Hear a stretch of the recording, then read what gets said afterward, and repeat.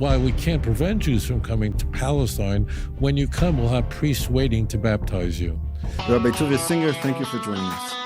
Is there something in Tanakh you could point to help Jewry in America understand where we're up to in Yemos HaMashiach? So we're told explicitly in the Torah, in the two places you would predict, what's called a Teichacha, Leviticus 26, Deuteronomy 28, the blessings and the curses. So we're told explicitly when the Jewish people go into exile, the Torah says, and I will scatter you among the nations, I will draw out a sword against you, Leviticus 26, verse 33. The same thing, we have the same idea conveyed in Deuteronomy 28, verse 64 and 65, that the nations where you will go, you will have no rest. That's fairly transparent to us that if the Jews had gone to the Korean peninsula, particularly the southern part, or if we had gone to China or Japan or the Far East, we wouldn't be dealing with this. But throughout our exile, we have been hated by the nations where we lived, which had multiple effects, which Chazal anticipated and Tanakh talk about. Number one, it means that the Jewish people would still be in Golus and be very aware that we're in exile. It's very hostile. And number two is our sages tell us that it prevents Jews from assimilating because we're constantly reminded by our adversaries who we are, what we are, and that is that we're hated. Mamdani is a Shia, which is an iteration of Islam, which holds the Jew in the most contempt, meaning, it's a very strange thing, but meaning they hold that Jews are mamish tameh, translate that are literally impure. If a Jew touches food, that food becomes inedible. Sunnis, which comprised 90% of the Islamic world, do not view Jews in that fashion. Next prophecy, which is very critical, because we're seeing something very odd that's happening, something we're observing, the spectacle that it's not only that we're observing something that's really very striking in the largest, most populous Jewish city in the world. There are more Jews living in New York City than any other city in the world. There's no city in Eretz Yisrael that has as many Jews as New York. It's impossible to ignore that. But Mamdani is coming from the left. That's his appeal. But what we thought is that, well, we can certainly rely on our good friends, the Americans, who are on the right. But what's very striking, what has emerged is also a brand of visceral anti-Semitism on the right, in the conservative right, which people weren't expecting from the Republican Party, which no one was expecting. The emergence of Tucker Carlson, who worked for Fox News for a quarter of a century, very successful, and once he was fired, was released to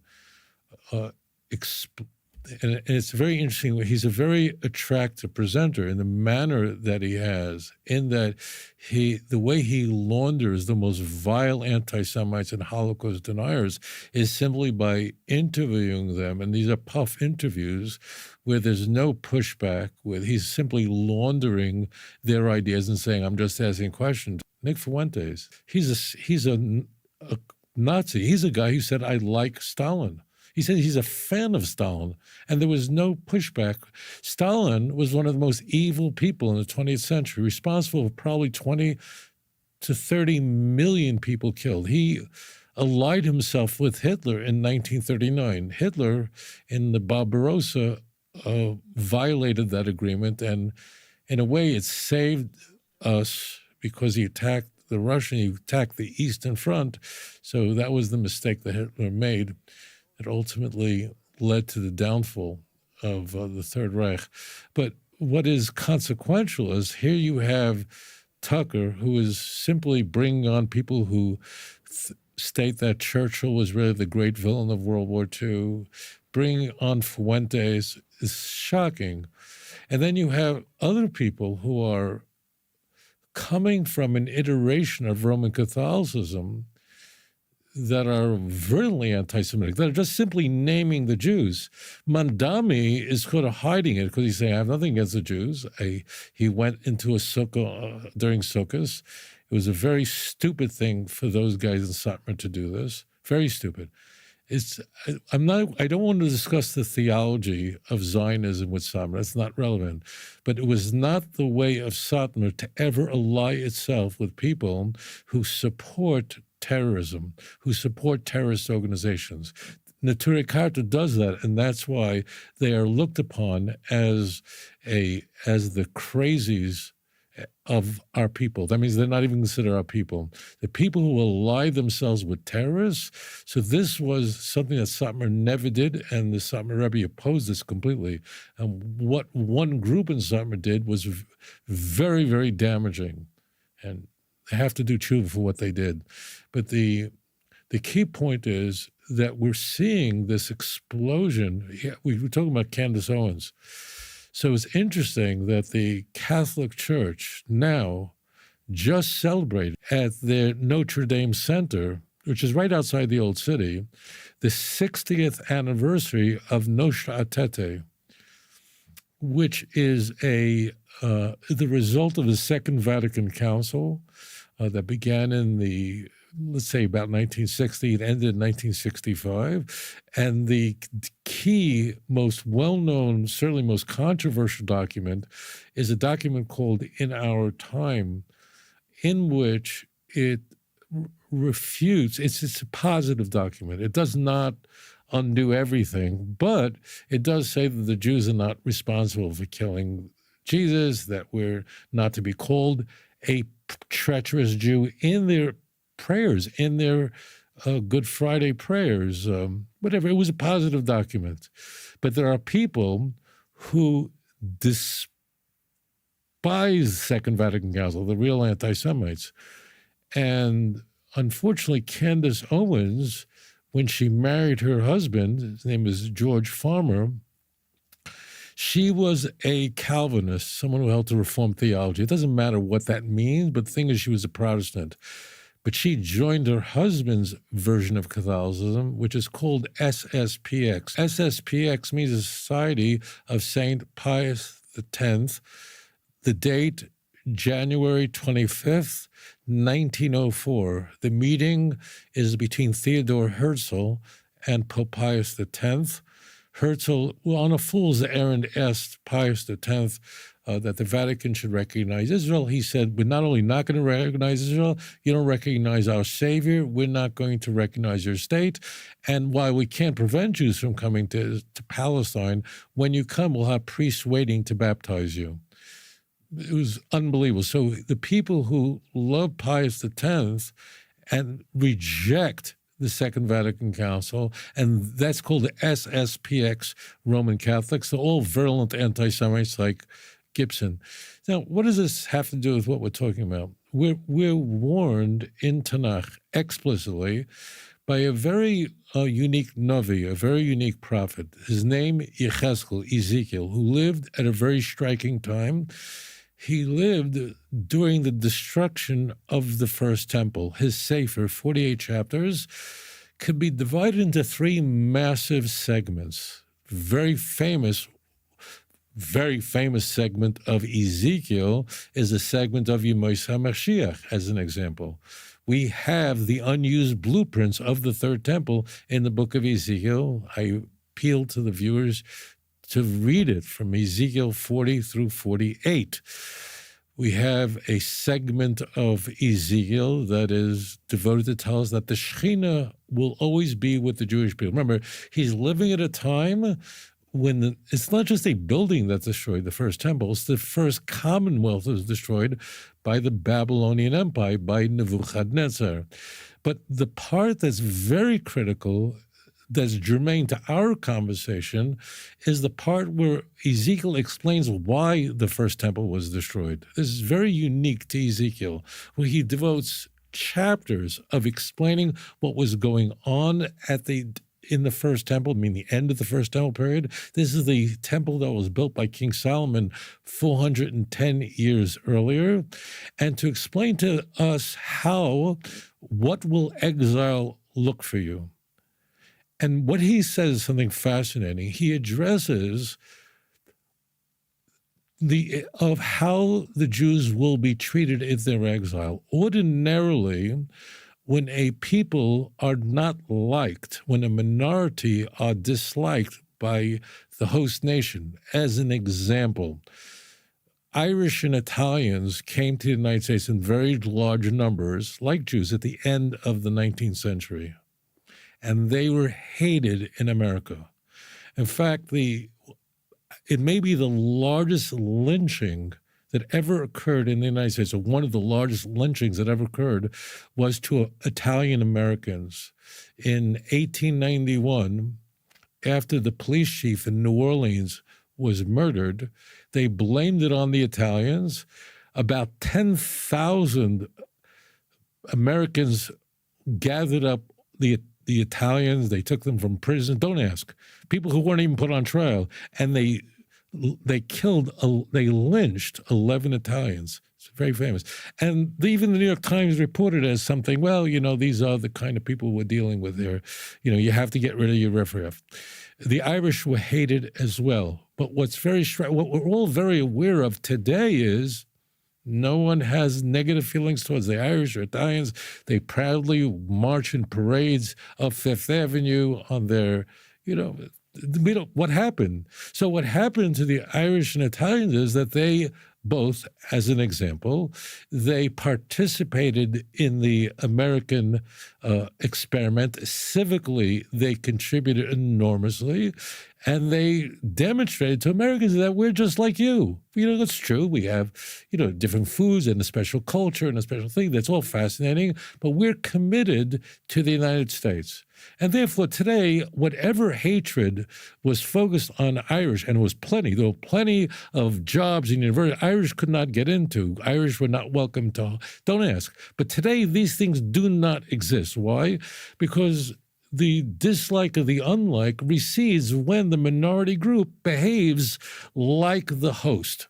However, Yechezkel says this phenomenon does not apply to Klal Yisrael. It's a very important chapter. It's Ezekiel chapter 20, where Yechezkel addresses what your experience will be like for the Jew.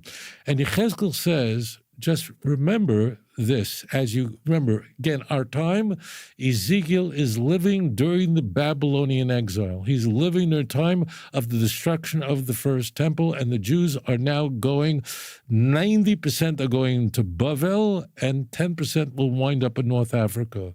And he says to them, the words of Rambi of verse 32 through 34, he says, do not think for a moment. He says, let it not go up on your mind. How will we escape persecution and exile? So this sociological phenomena is not, we didn't just discover it. Everyone knew if you act like the host country, eventually persecution ends. He says, no, it'll be the reverse for you. Yechezkel says that if you will try this out, in the nations that you will be driven to, where you'll say, let us be like the other nations, Hashem says, then the fiercest kind of hatred will explode. And that's what he continued. Then I'm going to bring you out to the wilderness and you'll face destruction. So this, and what is very striking, I remember I had to read Mein Kampf, written by Hitler Yamach Shemayan when he was in prison. And unfortunately, it's extremely readable. I mean, he wrote it in German. I read it in English a few times to prepare myself to write my books. And in his first chapter, he very clearly, it's a very lucid work. It's not like the ranting of a crazy person like Nick Fuentes.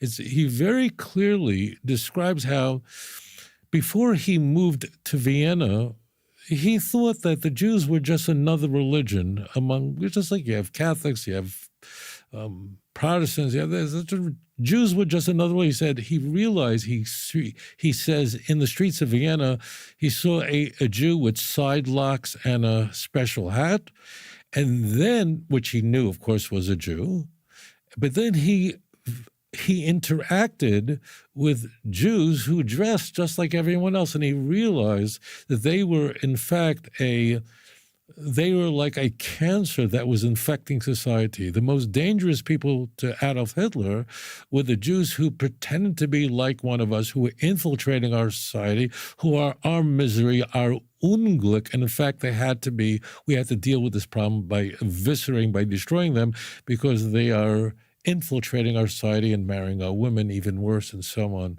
So we're observing a spectacle on both the left and the right in the United States, the most successful experiment for Jewish life, where Jews have full equality with non-Jews, which really never existed in history.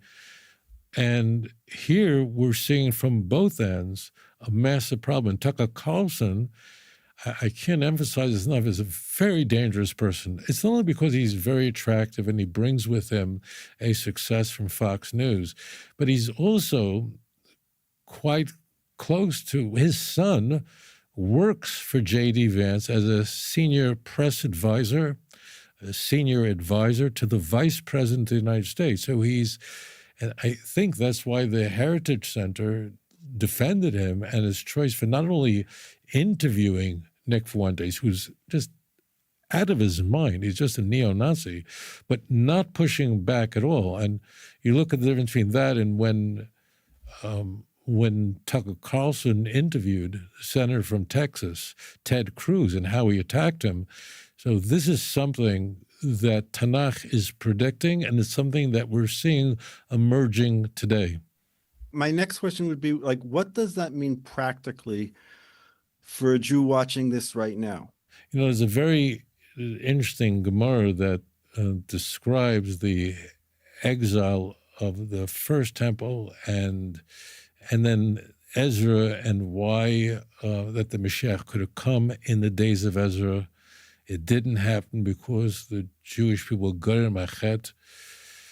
The Marsha says on this, it's a Gemara in Yuma, Daf Tes Amud Aleph.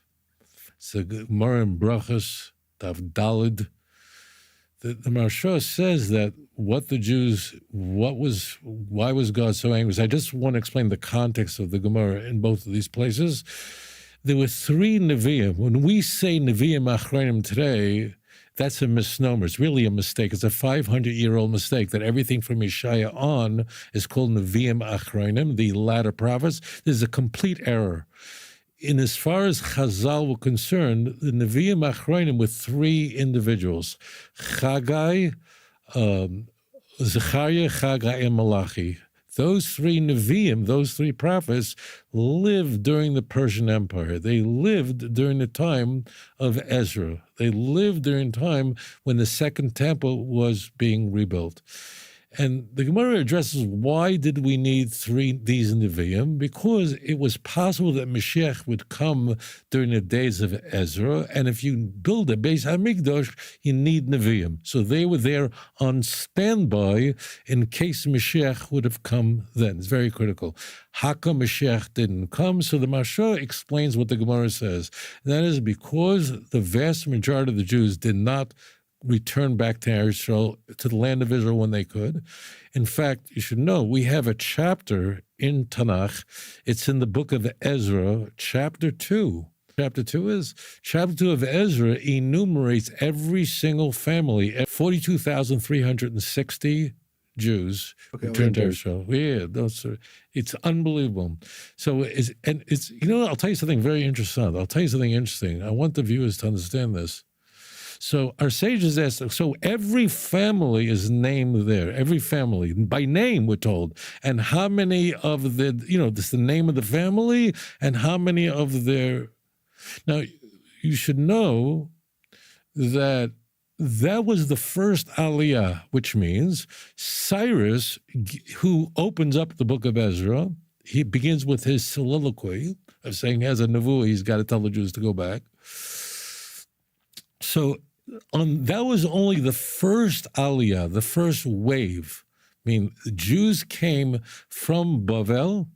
There was nothing here in Israel. There was no Jewish life. For 50 years, from Churban Bayis Rishon, I should say that in English, from the destruction of the first temple until the Jews returned was Nun Shana, was 50 years. There was no Jews in Israel, unless they were hiding. So 42,360 Jews come to nothing, and they begin the project of building the second temple, the second commonwealth. Now, they came, there was nothing here. There was nothing here. But the Persian Empire was there. The Babylonian Empire was destroyed. Come back.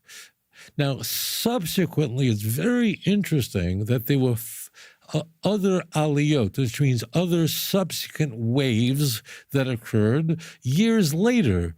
8 years later, 12 years later, more Jews come back when the second commonwealth is being built. There are, of course, hiccups along the way, and that's Nehemiah, a lot of the problems that go on, but the second commonwealth is already there. It's interesting that we're only given the names of those Jews who came before the Beis HaMikdash, the second Beis HaMikdash was built. And it's interesting that Chazal look at that in a way that the Jews who came, it's like comparing it to the Jews who will come after the Messiah comes, meaning we know from Tanakh that all the Jews will return to the land of Israel in the days of Mashiach. Isaiah 43, verse 5 and 6 is an example, Ezekiel 37. But there will be a special status to the Jews who come before Mashiach comes. Very interesting. Now, the Zohar says that the Jews who come to Eretz Yisrael, before Mashiach comes, they're going to have wings. I don't know, and I'm not going to pretend to know what that means, but it's a special status if you came before Mashiach. So I just want to say to my brothers and sisters around the world, it's time to come home and to come now. And if you don't, then we have free will. We have Bechira Chavshi. So, but HaKadosh Baruch Hu, the Holy One, blessed be His name, will of course adjust what is occurring. And the Jews who live in Antwerp and the Jews who live in the 5 towns are very cognizant of what's occurring. And therefore, there's a movement. So HaKadosh Baruch Hu is pushing. That's the whole idea of Mashiach ben Yosef, which means pressure, and Jews are realizing that it's time to come back. So there's nothing I could say more importantly. I mean, before the Holocaust, but Hitler comes to power in 1933, if Jews, there were many people, unfortunately, said, don't go to Palestine. You know, it's dangerous. Palestine's going to go up in flames. I'm talking from the Jewish world. And Eretz Yisrael was the safe place to be during World War II. Rommel's tanks were destroyed. He wasn't able to proceed to Israel and carry out what Hajamin al-Husseini, Yimach Shemai, the Grand Mufti of Jerusalem, planned, that Hitler's armies would come to the land of Israel and kill all the Jews here. Even though there were swastikas, there were swastik flags with swastikas flying in Jerusalem where the Templars are, but the Jews were safe here in the land of Israel. So it's time for the Jews to come home. That's what's really going on. That you feel confident and comfortable, and the Republican Party, and this is where our friends are. To be very, very careful. And it's happening really in a way that's so transparent now. And it's coming from mainstream. But we need to know that the events that are occurring now, that are coming from the left and from the right, are a sign for the Jews that it's time to come back to Israel. Right now is the time. There's something different about the anti-Semitism of today than even 50 years ago. And I'll explain that in Chutz La'aretz now, when there's anti-Semitism, first of all, it's the first time I remember a Muslim, 12er who's like the same religion as Iran. What does this really mean now that the Jews have a place to go? I know, like, when, I forget who it was, he took down the gates that were stopping people from making Aliyah. And it was, the Medrash Eicha says that it was a big question, a taina on Klal Yisrael, that now that they can go make Aliyah, they could come for Aliyah L'Regel, and they didn't come. So that was much worse when they couldn't come, all the years we couldn't come. And now I think for the first time, we're really experiencing something anti-Semitism that we haven't never witnessed. I mean, I don't remember. I went to Chaim Berlin. I think you told me you went to the Mir. So right. Like and you've talked about anti-Semitism growing up, but that was, from the Italians. It wasn't the same. It wasn't, or from the Christians at that time. I don't know. I don't want to open that up, and it wasn't really the topic. But I'm just wondering if you could just shed some light on what the difference today is. Thank you. Yeah, Zohar Mandani is a Shia Muslim. The center of Shia Islam is Iran. Iran has been the center of Shia Islam since the 16th century. And Shia Islam, there are no Shias here in Israel, none at all. There are in Lebanon, there are in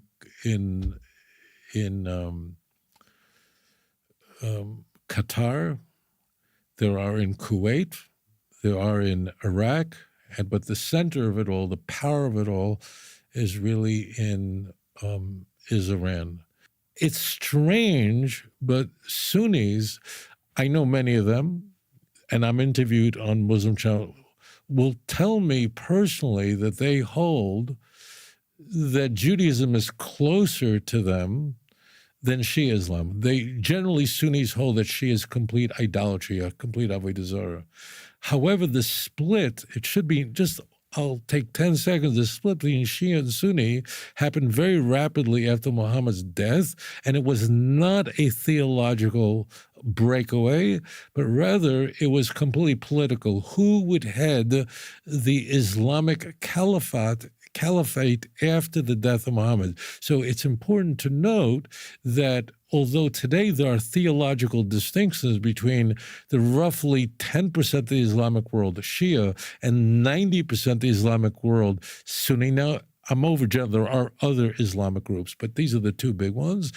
It began political, but it shifted off where Shia Islam, which this America's New York City's future mayor is a member of, has a very dark view of the Jews. And you could just look at Persia for a moment. Think about it. It has no border with the land of Israel.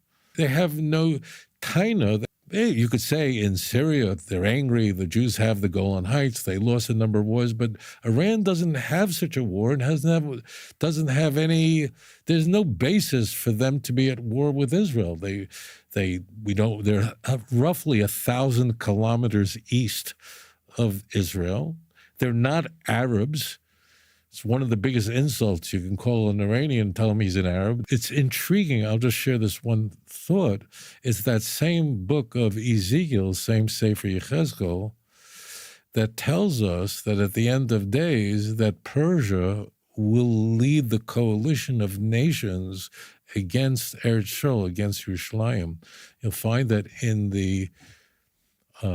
Ezekiel 38 and 39, the Haftorah that we read on Sukkot, because the Gemara in Megillah tells us that that Mashiach ben Yosef, or Mechemes Gog uMagog, this end-time war, begins on Sukkot. So this is very striking. And just as a caveat, at the time when these oracles were articulated, Persia was a benign nation. I mean, it was not they did not pose a threat to the Jewish people.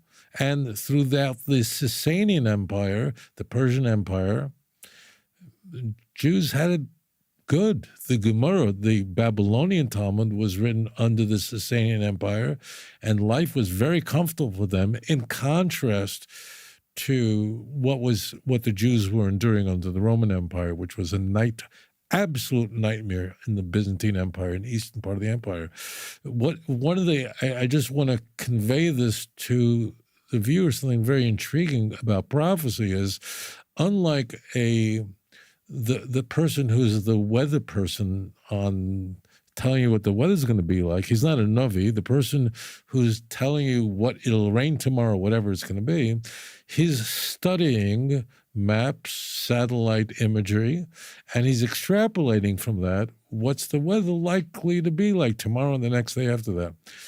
In Tanakh and in Chazal, in the words and the oracles of our prophets and sages of blessed memory, there's nothing they could have been looking at the time and extrapolate that at the end of days, we're going to face an implacable enemy for no apparent reason that's going to be the opponent of Israel, the land of Israel. There was nothing happening back then that would have implied this. And yet here we are with the enemy of our people, who we share no border with, who are not Yishmael, where Yishmael and Isaac had a tenuous relationship. They worked it out at the end of their lives when Yishmael gave Kadimus to Yitzchak in Genesis chapter 25, verse 9, and the Talmud tells us that Yishmael repented, and from there we infer that the Bnei Yishmael will turn back and join us and do tshuva, and we look forward to that.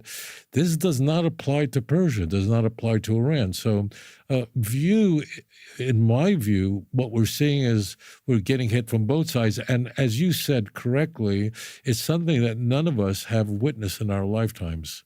Maybe you could lead us out with a prayer. Thank you. Yeah, we're living in an extraordinary time. We are, I never had this conversation with you and you, the viewer, but I imagine that when we're in Eretz Yisrael, we wonder to ourselves aloud why we and not our great-great-grandparents who could not have imagined that we would live in such a remarkable moment in history. And HaKadosh Baruch Hu should lead us by his light to unify us as one nation with one heart, as the children of Israel had when they came to the land of Israel to rebuild the second temple.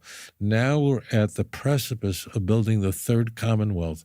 As Amos, who was a great prophet, lived during the time of Isaiah, tells us at the end of his Sefer in chapter 9, verse 14 to 15, that once the Jews are restored back to the land of Israel, they will be planted and will never be uprooted again. We should be zecher to see the Gula Shalema, the true redemption, quickly in our time, where all the nations will speak B'safa Bruda, will speak in a pure speech, as Seifania describes, who lived here in Yerushalayim as well. So we look forward to that. Thank you so much for having me on.